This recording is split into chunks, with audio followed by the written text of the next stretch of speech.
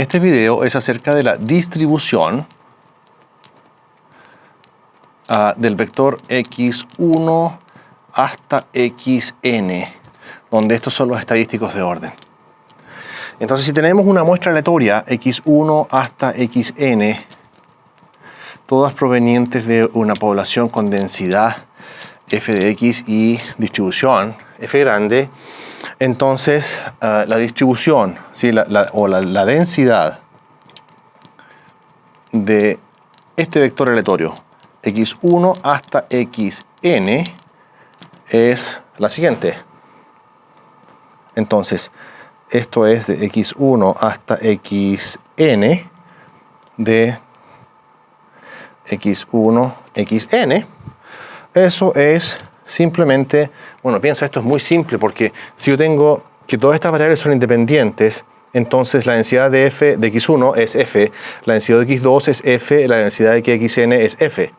Por lo tanto, si tú te das cuenta cuál es la densidad de este x1, es también la misma variable aleatoria, solo que está puesta en una posición distinta. Por tanto, aquí la única diferencia es que esto va a ser, por supuesto, el producto de las densidades marginales en x sub i, pero agregamos el hecho de que los estadísticos de orden se pueden arreglar de esta manera en de n formas. Por tanto, la cantidad n factorial es la cantidad de formas en las que se pueden arreglar n elementos, ¿ok?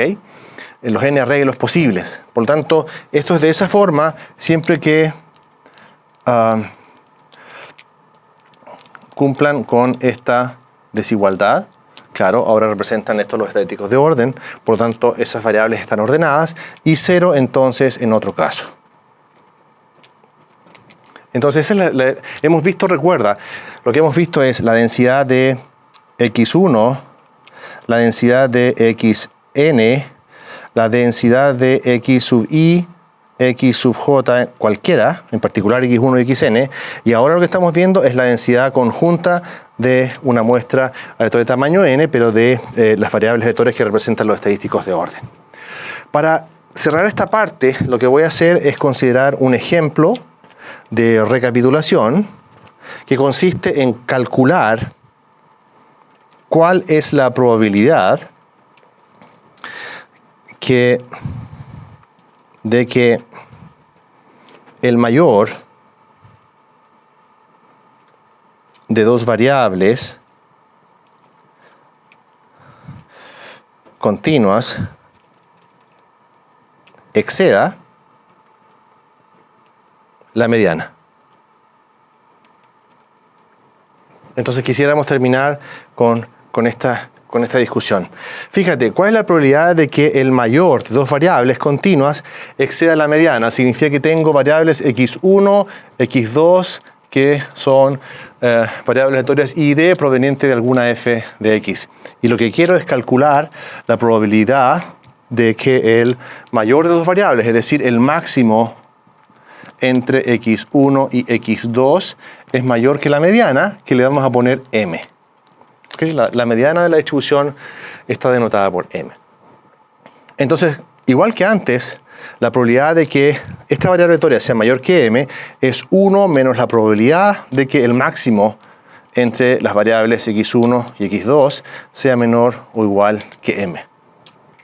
Bueno, y si el máximo es más chico que m, entonces eso significa que cada una de estas variables es menor o igual que m y x2 es menor o igual que m.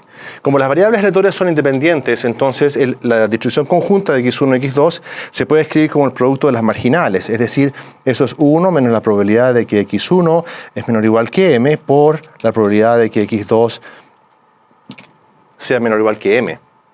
Y entonces, ¿esta probabilidad cuánto es? Es la probabilidad que la variable sea menor que la mediana. Bueno, la definición de la mediana dice que esta probabilidad vale un medio. Claro, la probabilidad de que x1 sea menor que m es un medio porque la mediana divide la masa de datos en dos partes iguales. Por lo tanto, eso es 1 menos un medio por un medio, es decir, 1 menos un cuarto, entonces esa probabilidad es 3 cuartos. Y eso entonces concluye esta parte de los estadísticos de orden.